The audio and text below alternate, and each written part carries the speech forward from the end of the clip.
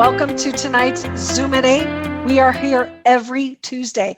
And when there are lots of decisions to be made on a Tuesday night, you are committed to coming and joining us here at Zoom at 8. My name is Julianne Peterson, and I am a commercial loan officer for the great company, Old Capital Lending. We've been around for 36 years. We close $1 billion every year. There's only 11 of us.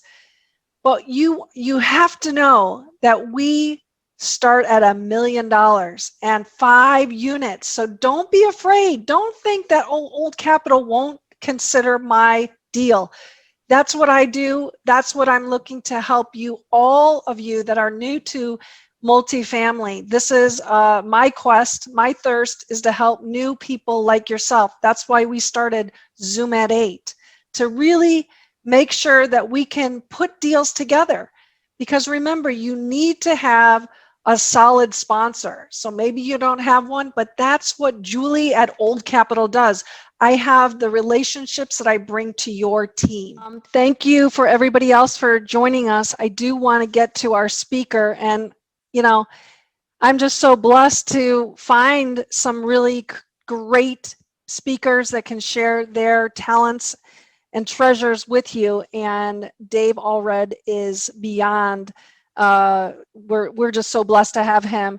And he actually was at the Best Ever conference this weekend. He was a speaker. So if you guys were not there, he was a great speaker. He spoke about living life fully. So while he is in multifamily, and we're going to talk about that, there is a special side to Dave that is really looking at making life all that it is out there for you, and you get to decide what that looks like. So Dave Allred began his 17-year career with a highly successful, large, nationally known smart home company where he served as a regional vice president of sales, managing over 100 teams across the United States. His passion for real estate began 15 years ago and has since included successful ventures in value add, multifamily, commercial, land development, Class A office, storage units, hard money lending, flips, senior housing, venture capital, distressed acquisitions, and syndications. That's a lot, Dave. Last year, Dave, he was able to accomplish a milestone goal of ownership in 1,000 units. That is damn good. So exciting. Most recently, he launched a new real estate fund called Axia, the Axia Fund. So I'm anxious to hear about that. Dave enjoys helping others gain financial independence through the power of real estate income, and is a proud dad of 4 kids. My, oh my, we are in the same path there. Dave is here to discuss what it looks like to define a path for success while making the most of every minute along the way. Dave, welcome to Zoom at 8. Old Capital is super happy to have you. And just so thankful that you were able to make time in your schedule to join us and help us understand what does it take to be an owner of 1,000 units. How are you today? I'm doing great, Julie. Thank you so much for having me. I appreciate the opportunity. So absolutely. Yeah, I'm really excited. I jumped on the call last week. I was able to listen in, and that was an awesome call. And when I had the opportunity to spend the next 45 minutes with this team, I just thought a lot about what can I go over to create maximum value. And I believe we have a lot of different, a really wide variety of investors and real estate people on this call. Right, we have some rookies, we have some novices, we have a few veterans, and so we're trying to figure out what's the best way to create maximum value here. And what I'd love to share is I put together just a quick 10 best practices of what has really helped me to be able to scale my personal real estate business portfolio from 0 doors to 1,000 doors. And so I just wanted to share that with this team. And some of the information is more technical, but a lot of it's more mindset and a little bit about the lifestyle design, and making sure that it's not just trying to make a lot of money, but it's actually making money matter, and enjoying the process as we go. And so Julie, feel free to jump in or ask any questions or cut me off if I go too long here, but have a lot of ideas, a lot of stuff to go over and share with you guys. Perfect. So. That would be great. So while you're getting ready, go ahead. You can start to share your screen with us. Everybody, make sure again, if you just showed up, that you're putting your contact information below. Remember, if you can keep it to a minimum because it jumps up during the presentation, that's helpful. Also, there is a little spot up on the right side that says the view. If you could go to speaker view, that way we're not looking at everybody and not getting our full attention to our speaker, which he's got such value to share tonight. So go ahead and start your video, and you are welcome to go for another, let's say, 40 minutes. Okay, and go ahead and maybe go for the minute too. It looks like it's a keynote. I've got to open my system preferences and change my security settings for keynote. So give me just one moment, please. Okay, so we'll just keep talking amongst ourselves as you get going there. As I was mentioning, the interest rates have gone up on Freddie, small balance, 15 basis points. So I want you all to know that when you're preparing and looking at your underwriting, this will impact your loan dollars. So make sure you're taking note. Again, it's Freddie, small balance. On a 10-year, you're at 15 bips higher. If we're looking at 7, it's only 5 bips. But on the 10-year, it is 15. The other thing is making sure that you're setting yourself up for success with a relationship with a very strong sponsor. It's super, super helpful right now. Are you ready, Dave? I'm getting really close. Okay, all right. Hey, Julie, I have an announcement. Yes, please. So thanks to Jennifer Barner, actually, she's looking at it like, what? So I introduced her to a broker with Gray Steel, and he ended up calling me and thanking me for the introduction. And he said, you know, I hear that you're doing all these indications and estimates for insurance. You know, where are we getting wrong? And I said, I mean, there's just so many different factors, you know, it's hard for y'all to know. So long story short, I'm having a meeting with him and his team tomorrow, and I'm going to go through kind of how we do it. And he said, could I just call you when I create an OM and you can put your indications straight on that? And I said, absolutely. So hopefully in the near future, when I send out these OMs to you guys, my indication will already be on it for you. You know what's so great about that is that we can also put the old capital quote in there as well. So if you want to go ahead and push that over his contact, I'll get right there with him. Sure. I'll just push him up against the wall and say, hey, you got to do this. That's the way to go. So thank you, Jennifer Barner. Yeah, thank you, Jennifer. Hey, JT, listen to Julie. She's going to bring the storm over to your place again. Better not, man. I don't like that. Hey, Julie, I would like to give a shout out to JT. Like, what a fantastic insurance experience we have working with JT. He's the real deal, and he's, you know, responsive. Holy smokes. How many times do you need your agent to be responsive? You can't find them. Like, that's when it's time to move, but never the case with JT. He's fantastic. So big kudos and shout out to you. I highly, highly recommend them any chance you get to work together. So Julie, you're always pulling together the best of the best. So high five. Thank you, Kim. I just sent them over to Frankie and to Kimberly and today. And what do you say, Frankie? Yeah. Hey, Julie, you might be a good idea to invite JT over for a show, talk about what the insurance is going to be like after this whole Texas storm. Well, I think that's a great idea. And JT has been with us in the past, but I think that's a great idea. Mm-hmm. I think maybe November or March 9th would be a great day for you to join us. So let's put that on your calendar, JT. And Dave Allred is ready.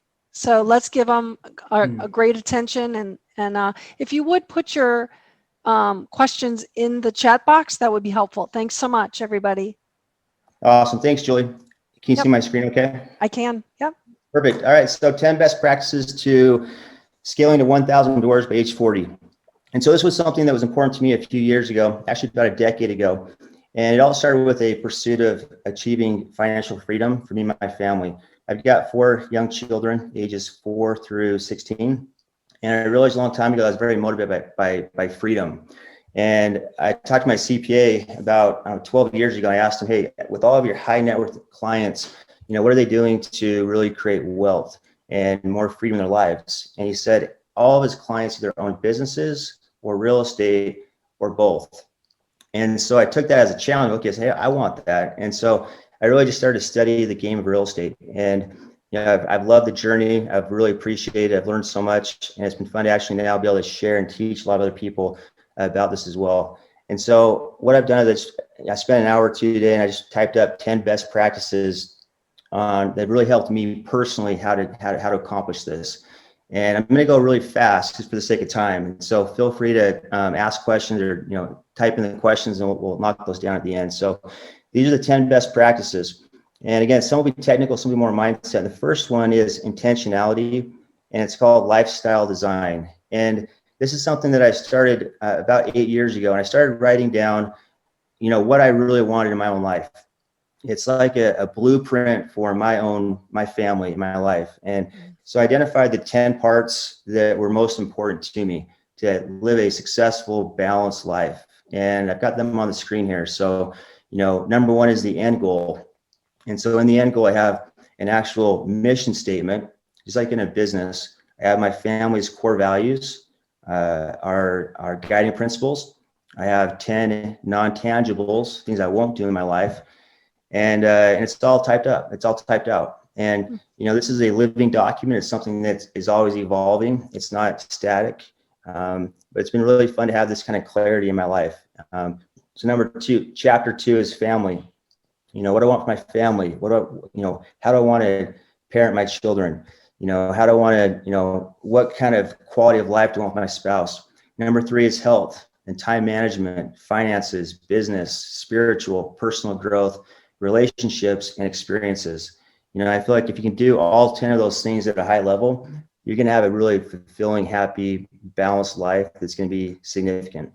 And so, we don't have time. If I had time, I'd love to spend an hour. Maybe you guys can have me back in the future, Julie, and I can go into this in more depth. But this has been really a powerful tool for me. I feel like by doing this, it really creates clarity. It creates purpose, creates passion. It creates, it allows me to be more aggressive in my approach because I know that what I'm doing is aligned with what I really want as an outcome in my life.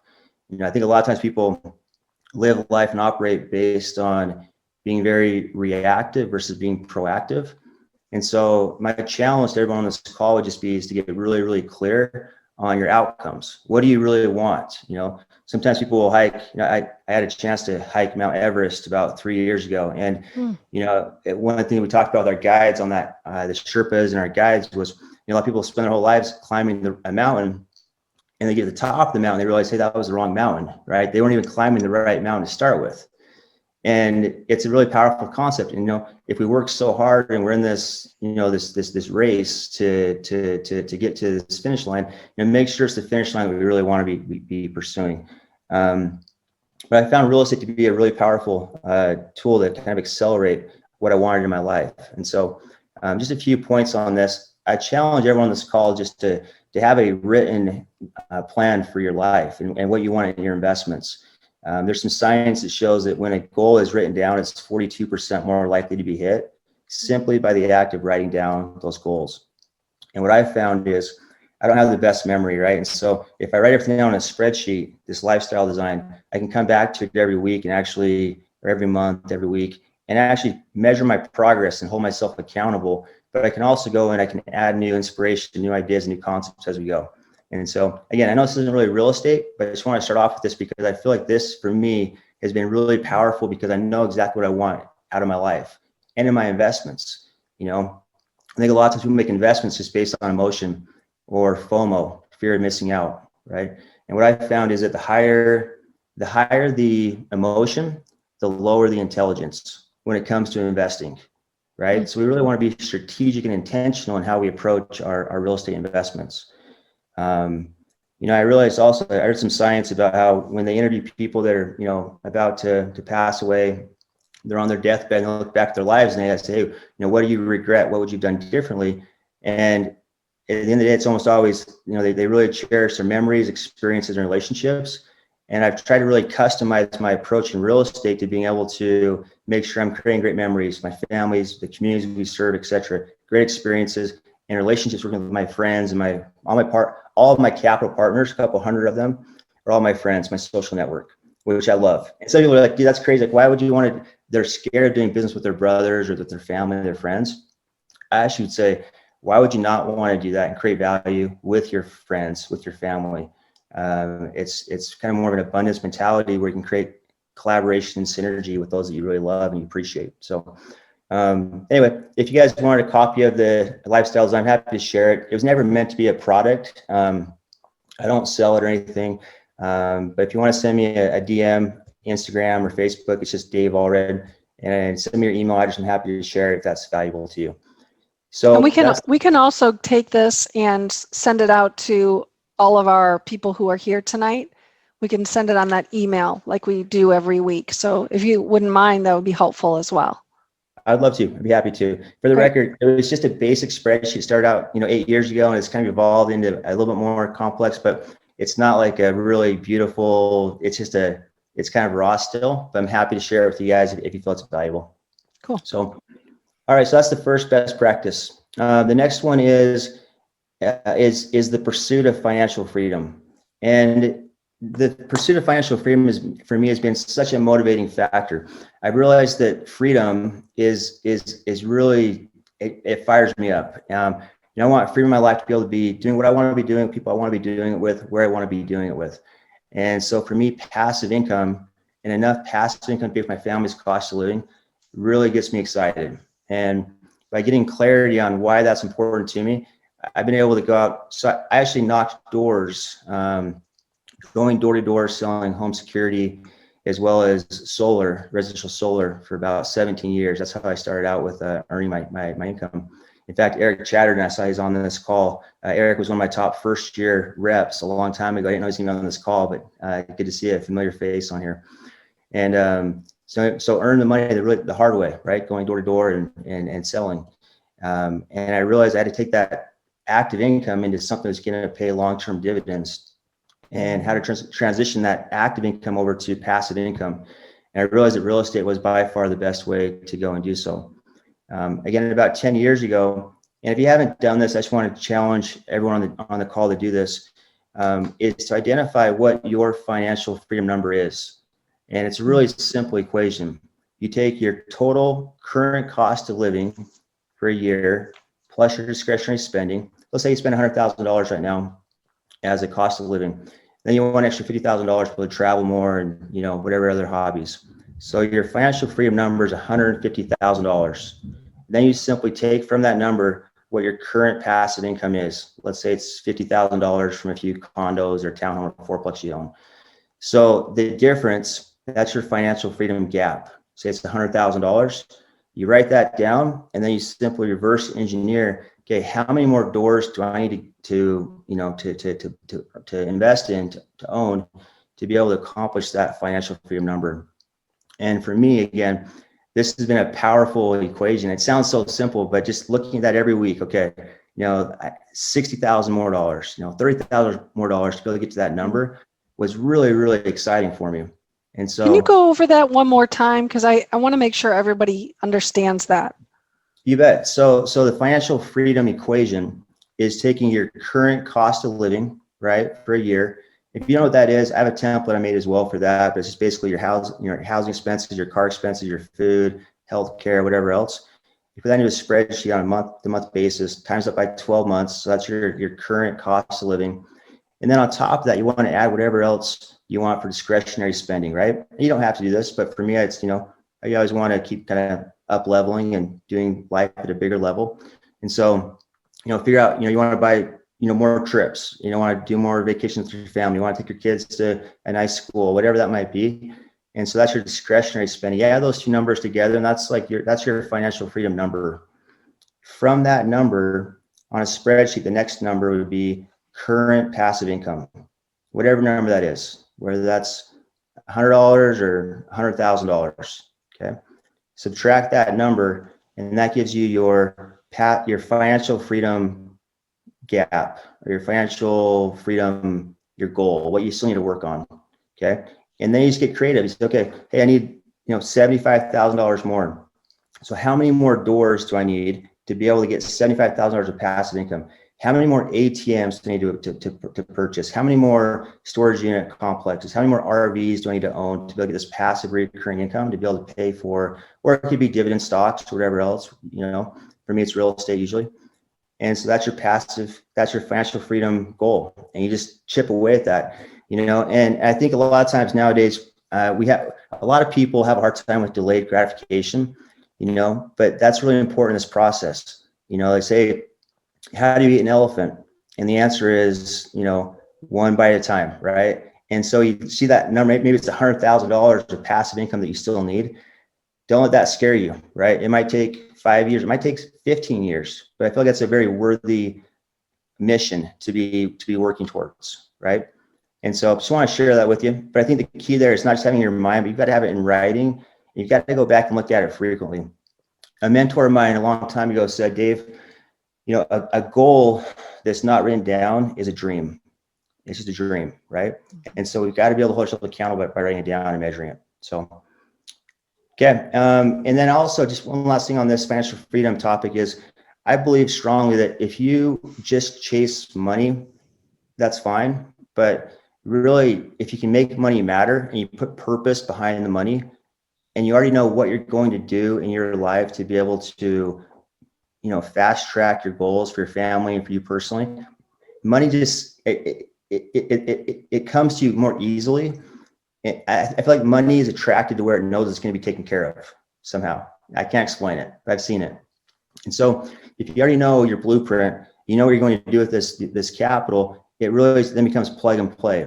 And so I found myself as a better earner in my business, other businesses, when I know exactly what I'm going to do with this earning and this income, and how it's going to fast track my family's goals and get me to that finish line faster. And so again, I guess my main point here is just be intentional. And most people spend more time planning out their annual vacation than they do actually planning out their lives. And I would just challenge you guys to maybe flip that around a little bit and put some time into it, because it's worth it. So awesome. Okay. Next one, third best practice is just to become to commit to being a lifelong student. For me personally, I grew up in a small town in Utah. My family, we didn't have anything growing up, no quality of life, no discretionary spending for sure. We grew up really, really poor. We never talked about money. Not once do we have a conversation on investing and finances or real estate. And unfortunately, our school systems don't really talk about that either. And so I went out, I had a good earning income from my first year out knocking doors. I was like, okay, what do I do with this? What am I going to do with this? And I got my tax bill, and I was like, anyway. And so I committed myself to becoming a student of the game of money. And, I feel like one of our greatest abilities as humans is our ability to learn, to evolve, and to be able to, really change the trajectory of where we're heading in our lives. And so, but I think a lot of people have a hard time with that, because that takes an abundance mentality and takes taking responsibility. A lot of people have a scarcity mentality where they're like, hey, I am where I am, and I'm kind of stuck where I'm at.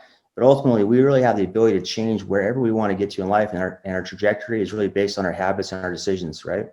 And so a few things I do real fast is just every time in my car, I love listening to music, but I made a commitment 5 years ago to never listen to music, and I was listening to an audiobook anytime I'm driving anywhere.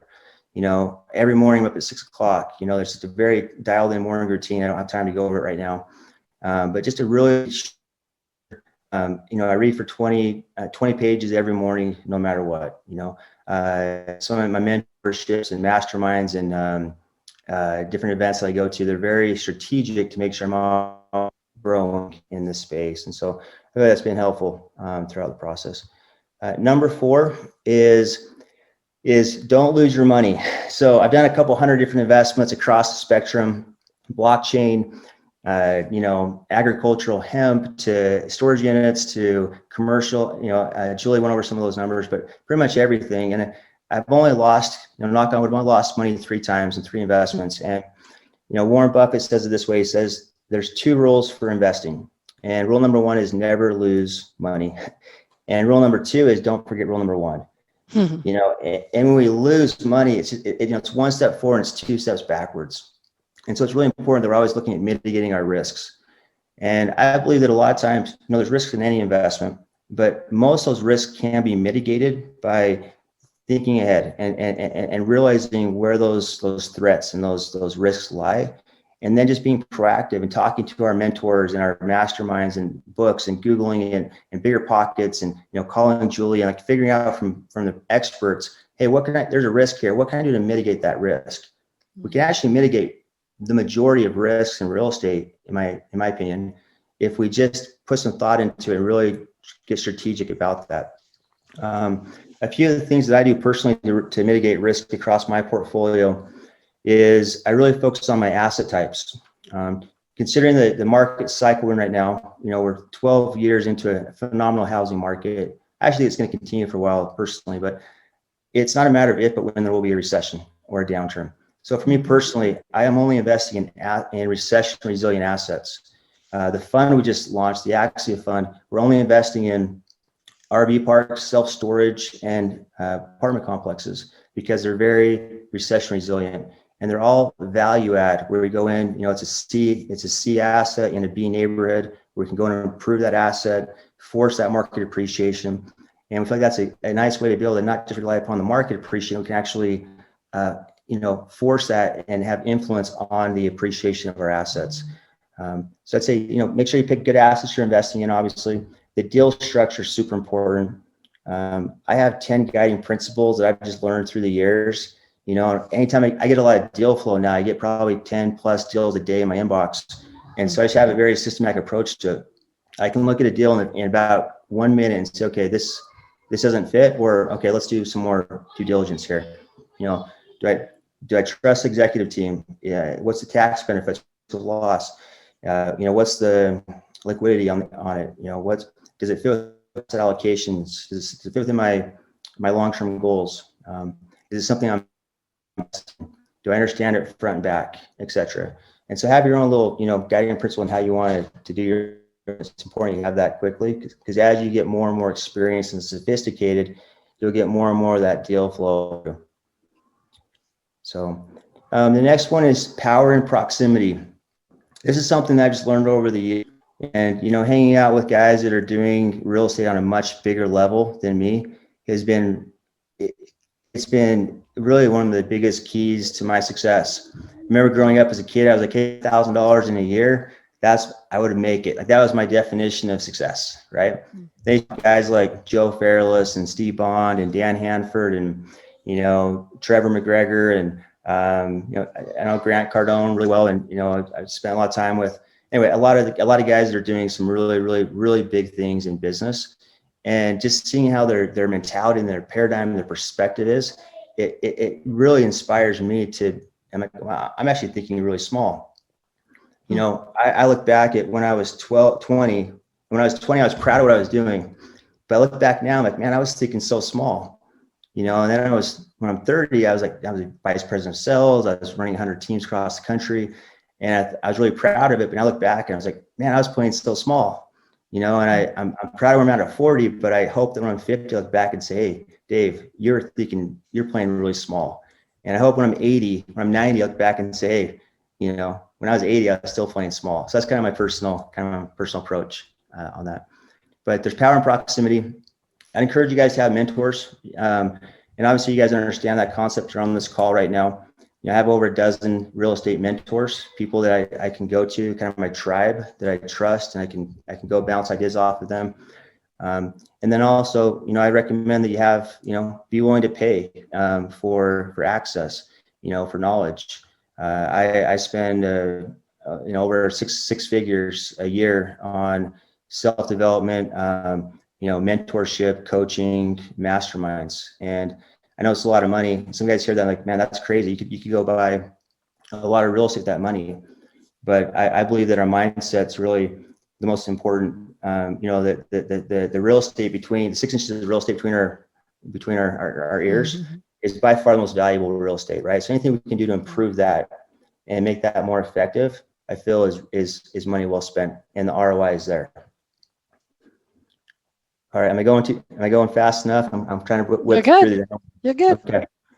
All right. The next one, kind of a personal motto of mine is I always want to be doing bigger deals than yesterday. And, there's a Garmin commercial and the hashtag is beat yesterday. I love that. And I've always kind of operated with that. And so my first real estate was a, condo, and then I went to single family and got a few fourplexes, and I got 17 fourplexes, and that was cool. And then I was like, hey, you know what? I want to do bigger. And then I was looking at apartments, and then looking at a lot of other commercial developments and commercial assets. And then I was like, okay, I actually want to help my friends get into this. So I started doing syndications and did over a half dozen syndications across the country. And then from there, I was like, okay, what's the next step from a syndication? It's the fund. It's like a real estate fund. And I can have hundreds of people coming in and create value for hundreds of people. And so that's what I'm doing now. And so just always, for me, it's not just because there's more money in it or there's more, they're bigger. It's actually the growth opportunities that come from that as well. Because as you take off bigger bites, you've got to figure out how to chew that bite, right? And you end up networking with, bigger people, doing bigger deals, bigger margins, and also, more self-development that comes from that. So I just encourage you to, this is my personal opinion. I'm not a financial advisor or anything, but personal opinion is sometimes I've learned the most by just like saying, yes, I'm going to do this deal, and then figuring it out later. Because I really learn that way faster than reading a book, listening to a podcast, by actually just jumping in the trenches. Like, okay, you know what? I'm going to figure this out. I'm going to get it done. I'm a professional problem solver. So let's figure this out. Okay. The next one, I think it's number 7, is to embrace being comfortable, being uncomfortable. And this kind of goes back to what I was just saying, but I've found that by doing hard things in my life, sometimes the most upside as well as the most growth and the most profitability comes from actually choosing the more difficult path. Sometimes you have a deal where there's a little bit of hair on the deal. It's not going to be an easy deal. But a lot of times those deals have the most upside on them. Human nature is look for the path of least resistance, but that's what most people do. So just be aware of that. I do believe that personal growth comes from being on the fringe of our comfort zones. And in fact, so in my personal life, I'm always trying to be a little bit uncomfortable.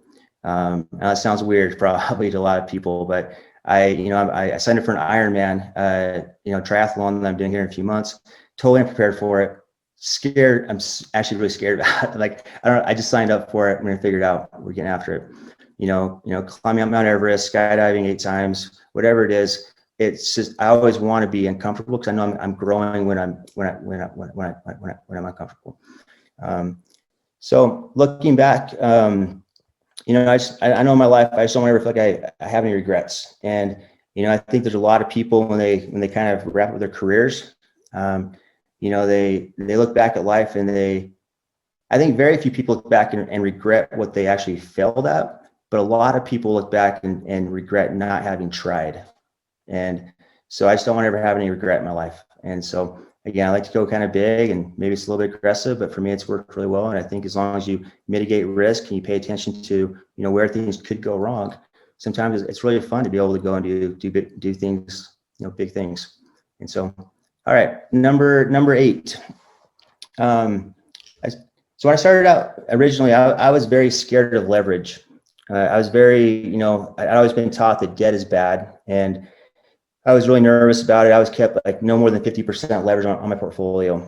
But the more I've learned about real estate, and most of you on this call know this, but there's really 4 ways we make money in real estate.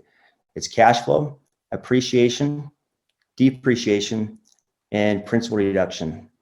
And, a lot of time, and the using leverage helps with all 4 of those things substantially. And so be smart with leverage, but I would just encourage you to not be scared of leverage, especially with how good leverage, rates are and the terms are today, and especially knowing Julie. I've heard fantastic things. I haven't had a chance to do a deal with Julie yet, but I've heard nothing but great things. Not yet, but it's going to happen. It is going to happen. Plus, I love the Texas market. I know you guys do a lot down there. So. Yeah, definitely. Cool. And so maybe we'll kind of keep it wrap that one up there on the leverage.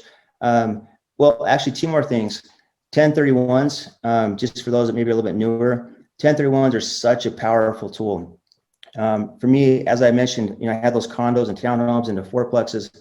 I've done 9 1031 exchanges in the last year and a half or so, 2 years. And so most of the big, we just did a $20 million apartment complex in Kansas City, and actually had to bring no cash to the table. It was all just 1031s from all this equity appreciation from the market being so good in the last 5 or 10 years. And even those townhomes, I'd sell a townhome, move into a 1031 into a fourplex, go from 1 door to 4 doors with no additional cash out of pocket, a pure equity play. It's pretty beautiful. It's a beautiful thing. You take a condo, it's appreciated, moving into a fourplex, and now you have more cash flow, you have greater market appreciation on a larger asset, you have more depreciation for tax benefits, and you have greater principal reduction because your tenants are paying down more each month for you, right? So I do want to jump in on that, just so you guys know. I took a duplex in California in a 1031 exchange to a $10 million deal in Tyler, Texas. So it is super powerful, and would recommend you, if you have any questions on that, certainly bring them to me, or Dave might be available. But this is a very strong opportunity for you guys to move your assets around and not be taxed for it. So that's what I'll say on that. And the new White House administration is talking about doing away with that. Personally, I don't see it happening, but there's been a lot of talk about that. So I am actually being more aggressive in doing that more in the next year or two, just in case it does go away, because it is such a powerful tool. Yeah. So, all right, number 9. So I don't know, it sounds like there's quite a few people on this call that know what syndications are, or maybe are actually actively doing syndication, which is awesome. I've loved doing syndications. I've done over a dozen of these across the country. So syndication is basically being able to take, other people's money to be able to come in and do a deal, and allow access for people that would otherwise not have access because the barrier of entry to come into the large commercial opportunity. And so I've absolutely loved this. It's really creating true value for the people to come in and be able to participate. And if you're not aware of what this is, I wish I would have known about syndications a lot earlier in my career. I was probably, 8 years into my career in real estate until I actually even really learned about what a syndication was. I met Joe Fairless, whom I, co-partnered up on a few different deals, and it's a beautiful, I love syndication. So if anyone has any questions, feel free to reach out to me on that one. In the introduction, I heard some people talking about how maybe they're looking to get to find sponsors and to find capital. One thing I have learned in my syndication career is that, when I first got started, I was so worried about being able to find the money. But what I've realized is that if you find a great deal, like if the deal is good enough, usually the money is actually not that hard to find. Yeah. The money is actually pretty easy, honestly, if the deal is good enough, and if you know how to market it and get in front of the right people, obviously, right? This is really cool on this call. I don't know you guys that well, but it seems like you have a really great ecosystem where you guys can talk about deals and actually share opportunities.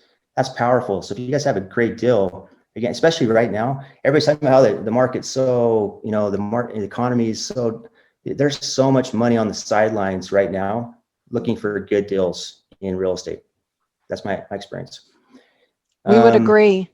All right, you got 7 minutes. So I think there's probably people that have questions. So I think you've got one more, and then we'll open it up for a quick question and answers. Cool. I had one last point on this slide, just to leverage your social media to build awareness and reach. That's something that I was never really good on social media, but the last 2 years I made a conscious decision to try to put more time and energy into it. But it's a free resource, guys, where you can create awareness and reach. Now, be careful not to solicit, with that, with SEC, some stuff there. There's some stuff you got to make sure you're being compliant with. But at least put it out that this is what you're doing. This is the type of deals you're looking for, and this is what you're excited and passionate about. I've gotten so many capital partners and deal flow just from people knowing and being aware through social media of what I'm actually doing. So I encourage you guys to leverage that. So the last slide here is I just wanted to share with you guys that, going from syndications to the power of the fund model. And again, it was kind of a lack of experience and knowledge on my part. I never knew what a fund model really looked like until a couple of years ago when I started investing in other people's funds, looking at, all these other real estate funds.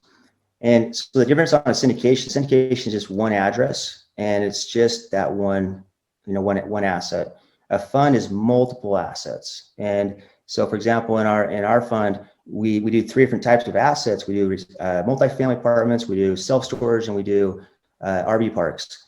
And we operate in 9 different states. And so we're diversified across multiple states, multiple asset types, all recession resilient assets.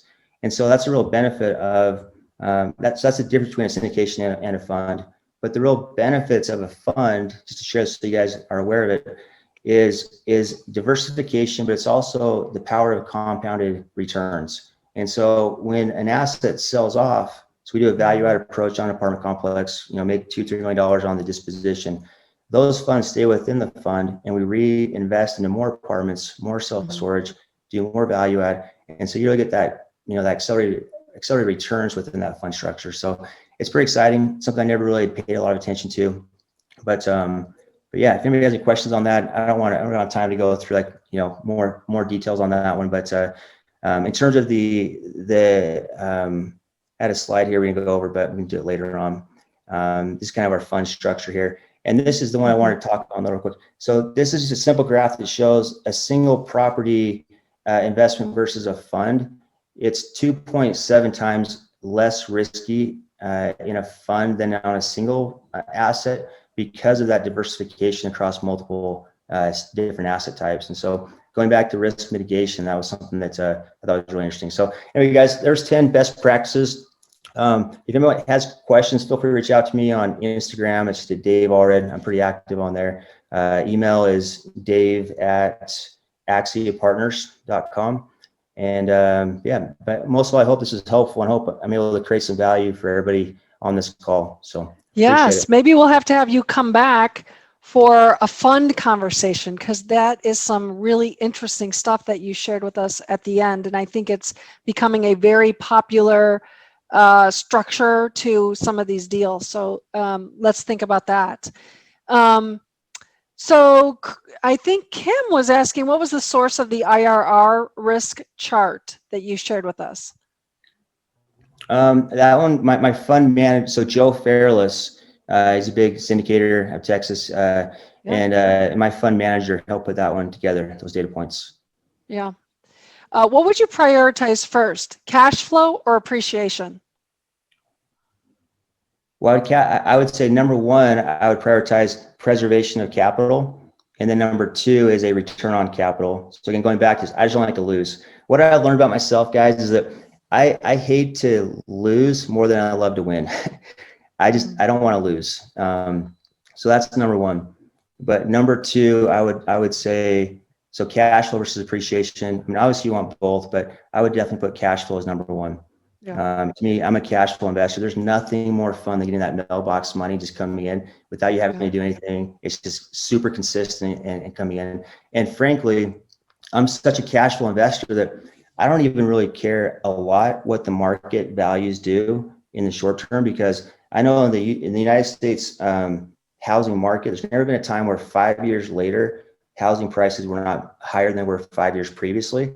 And so really it comes down to liquidity. There will be a downturn. There will be a recession eventually. When that does happen, I need enough cash flow and liquidity to weather that storm and get through that downturn, and then we'll be just fine. So I don't really care a ton about the market value, even the appreciation. Cash flow to me is really where it's at.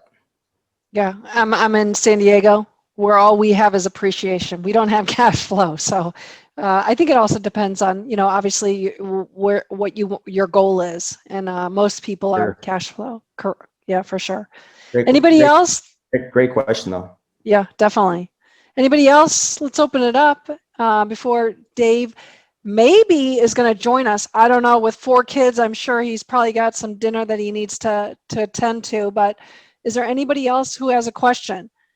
Maybe Damien, he always has a question, or maybe Rick always has a question. Yeah, that's the teacher in me. I'm a retired educator. Question: how long does it take before you go from syndication to a fund? There's definitely no, required duration there. I would just say as soon as you feel really competent with it. And the second thing I would say is as soon as you have a good team. I've always been a solopreneur, right? With my syndications, it was just me. It was Dave Allred, and I realized I can only do so much with my bandwidth. And so I realized, hey, everybody I see that I look up to in real estate that's doing big things, they've got a team of people that are helping them and they're collaborating and synergizing. So I want to do that. And plus, I love the expression that who you do life with is who you do business with naturally, right? So I want to find people that are like-minded on the same mission as me. We can team up and actually have partners and my buddies doing this with me. And so I was really lucky to be able to find, four individuals that are good friends that I really relate with. And I love these guys.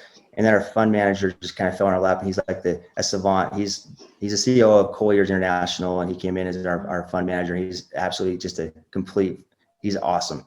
And so, so I'd say once you feel like you're competent with the syndication, I do think a syndication is probably a nice step. I feel like, I'm not just humbly saying this, but I feel like that progression is probably probably the right progression, kind of going through those steps as you kind of grow. So I just do a few syndications, at least, a couple. And then once you feel competent with that and you have a good team or you feel like you can put together a team, then go maybe in the fund structure. Awesome. It is more complicated. You have SEC, you have more it's just, it's a whole nother ball game. Honestly, it's actually pretty complicated. Well, we'll get you back out over here and we'll have you take us through that. I think that would be very helpful for a lot of our folks, because I'm also looking to do something like that. So Brett, are you looking to ask a question?